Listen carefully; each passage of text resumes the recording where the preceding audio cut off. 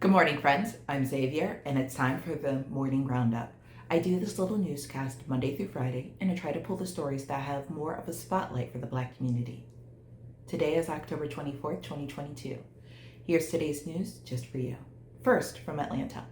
Oprah Winfrey is throwing her star power on Democrat Stacey Abrams' bid for governor in Georgia, as Abrams pursues a rematch against incumbent Republican Brian Kemp, who she narrowly lost to in 2018. Winfrey says she believes the candidate has a calling to want people to be better, to be able to do better, to live better, and to thrive in their lives. I'm wishing that the people of Georgia come out and make that a reality for you and the state of Georgia.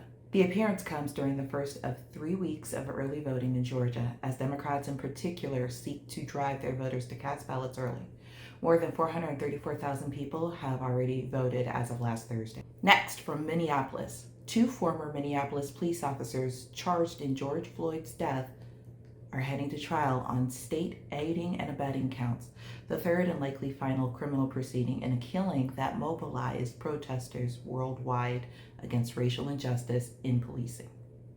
J. Alexander Cohen and Tu Thao have already been convicted of federal counts for violating Floyd's civil rights and begun serving those sentences. Many witnesses expected to testify at their state trial have already done so at both their federal trial and at the state trial against their former colleague, Derek Chauvin. Kyung Thao and Thomas Lane were working with Chauvin on May 25, 2020, when Chauvin, who is white, used his knee to pin Floyd's neck to the pavement for more than 9 minutes, as the 46-year-old black man said he couldn't breathe and eventually grew still. Kung knelt on Floyd's back, Lane held his legs, and Thao kept bystanders back. Kung, who's black, and Thao, who is Hmong American, are each charged with aiding and abetting second-degree unintentional murder and aiding and abetting second-degree manslaughter. Prosecutors will have to prove they intentionally helped Chauvin. They don't have to prove that they intended to kill Floyd or cause him great bodily harm. Next, in June 2020, after the killings of Ahmaud Arbery, Breonna Taylor, and George Floyd galvanized racial injustice protests globally, Brooklyn Preparatory High School organized a forum for its staff and a predominantly Black and Hispanic student body to share their thoughts and express their feelings. The forum, held via Zoom as the COVID pandemic disrupted education, was open to the entire school and included a panel of staff members and students. With the help of their assistant principal and the backing of the AP for All initiative of the New York City Department of Education, students and staff launched a petition calling for African American studies to be among the College Board's advanced placement offerings. After a 2-year push, the school is now among 60 across the country participating in a pilot program launched this fall for AP African American Studies, at a time when teaching about race is under assault across the United States. During a recent class, Brooklyn Prep Assistant Principal Shanna Henderson, who teaches the course, had students work in small groups to analyze the poem Heritage by Countee Cullen. She said her role is primarily to remind the students about the different perspectives and the different voices, and to manage the different cultural expectations of the children in keeping with the course design. If not for her, though, the program may not have come to Brooklyn Prep. She has been the school's AP coordinator for a decade, and she said in that time, she's had the privilege of hearing the students' complaints about which the AP classes they didn't have. The College Board has said that the course had been a decade in the making. Henderson credited Packer with being receptive to her students and their petition, and said that she believes racial reckoning of 2020 and the rise of student voices and activism during that time definitely helped to put a spark in a fire. In response to an interview request from NBC News, the College Board said it recently published a set of principles for all AP courses, making clear that the students will encounter evidence, weigh competing viewpoints, and come to their own conclusions. They said AP students are never required to agree with a particular opinion or adopt a particular ideology, but they are expected to analyze different perspectives. AP African American Studies is multidisciplinary, drawing from literature, the arts and humanities, political science, geography, and science. The course is expected to be available to all interested high schools in the 2024-2025 school year, once colleges and universities have confirmed their credit and placement policies for the course's AP exam. From Mississippi. A Mississippi community with an elaborate Confederate monument unveiled a larger-than-life statue of Emmett Till on Friday, decades after white men kidnapped and killed the black teenager for allegedly whistling at a white woman in a country store. The 1955 lynching became a catalyst for the civil rights movement after Till's mother, Mamie Till Mobley, insisted on an open casket funeral in Chicago so the world could see the horrors inflicted on her 14-year-old son. Jet magazine published photos of his mutilated body, which had been pulled from the Tallahatchie River in Mississippi.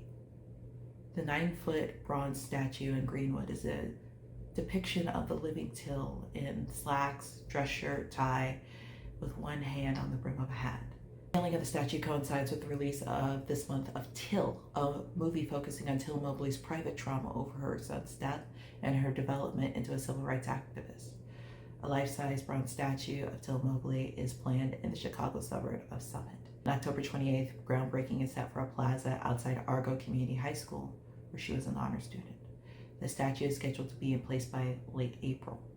Greenwood and LaFleur County are both more than 70% black, and officials have worked for years to bring the Till statue to reality. Democratic State Senator David Jordan of Greenwood secured $150,000 in state funding and the community commissioned a Utah artist, Matt Glenn, to create the statue. Jordan said he hopes it will entice tourists to visit Greenwood and learn more about the history of the area. Till and Parker had traveled from Chicago to spend the summer of 1955 with relatives in the deeply segregated Mississippi Delta. On August 24th, the two teens joined other young people in a short trip to the store in Money. Parker said he heard Till whistle at a shopkeeper, Carolyn Bryant. 4 years later, Till was abducted in the middle of the night from his uncle's home. The kidnappers tortured and shot him, weighed his body down with cotton gin, and dropped him in the river. Jordan, who was also black, was a college student in September 1955 when he drove to the Tallahatchie County Courthouse in Sumner to watch the murder trial of two white men charged with killing Emmett Till, Carolyn's husband Roy Bryant and his half-brother J.W. Millen. An all-white, all-male jury acquitted the two men, who later confessed to Look magazine that they had killed Till. Nobody has ever been convicted in the lynching.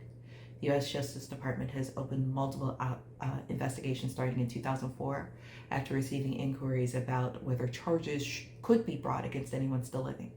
In 2007, a Mississippi prosecutor presented evidence to a grand jury of black and white LaFleur County residents after investigators spent 3 years re-examining the killing.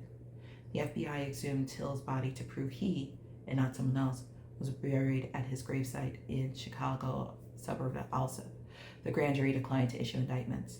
The Justice Department reopened an investigation in 2018 after a 2017 book quoted Carolyn Bryant, now remarried and named Carolyn Bryant Donham, saying she lied when she claimed Till grabbed her, whistled, and made sexual advances. Relatives have publicly denied Donham, who is now in her 80s, recanted her allegations. The department closed that investigation in late 2021 without bringing charges.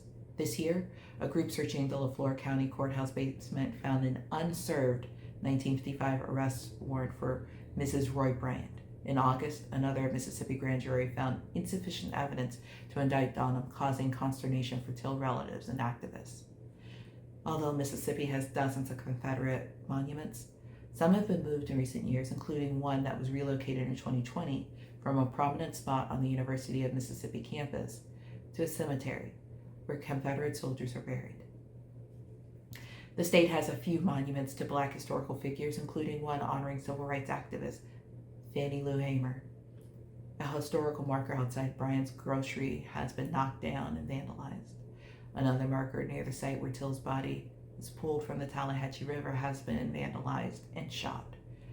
The Till statue in Greenwood will be watched by security cameras. Anytime they take it down, Jordan said, we'll just place it right back up. Next up, from Indianapolis.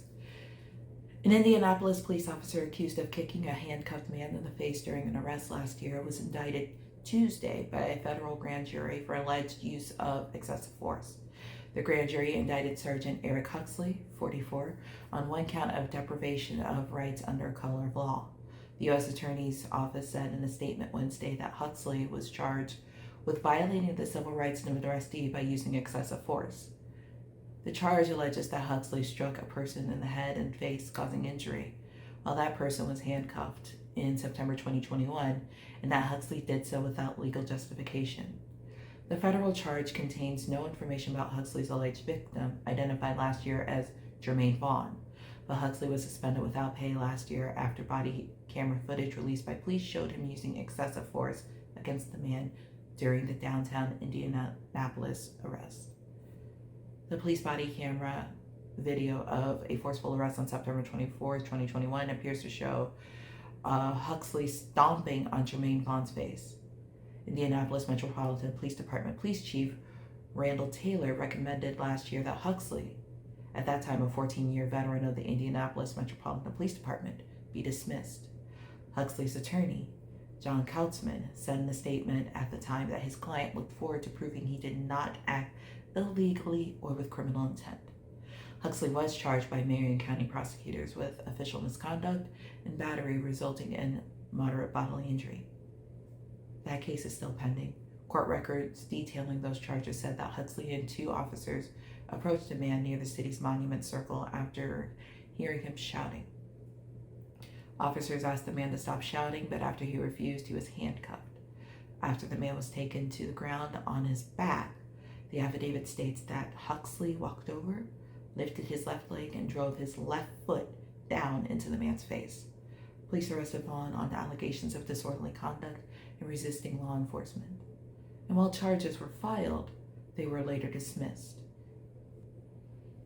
Lastly, a community is outraged after a picture went viral of a man depicted as picking cotton for Halloween decor in a South Georgia town. A picture on Facebook that went viral from Thomasville, Georgia, of a man who was about, it brings tears to my eyes that we are still living in a society where it's okay to mock slavery and what our ancestors went through. How can we ever get to a place of peace and unity if this type of behavior is normalized in our community of Thomasville? Says Michael L. Ben Yehuda. Thomas County is located in southwest Georgia and bordering Florida. It was formed in 1825 by legislation introduced by Thomas J. Johnson, owner and builder of Pebble Hill Plantation. 1 year later, on December 22, 1826, the new county seat, Thomasville, was formed. It was named for Major General Jet Thomas, a member of the state militia during the War of 1812. Thomasville has a history of slavery, sharecropping, and even lynchings that received national attention, such as the story of Willie Kirkland and Lacey Mitchell, who were lynched in 1930s. Others who were lynched were Jim Simmons, Grant Valley, Henry Young, Linton Clinton, John Rushin, and Rennie Jefferson, just to name a few. He said his family grew up on Pebble Hill Plantation and worked the fields until emancipation, and his grandfather continued to work on Pebble Hill until he retired. So to see this is not only a reminder of where we come from, but also the driving force behind the documentary Thomasville on Trial. Thanks so much for watching, and I'll see you tomorrow. Keep up with me on Instagram at the Morning Roundup. I also have another show called The Black Case Files, where I do more of a deep dive on murders, mysteries, conspiracies, and history, focusing on people of color. That show is always linked below. See you tomorrow, friends. Bye.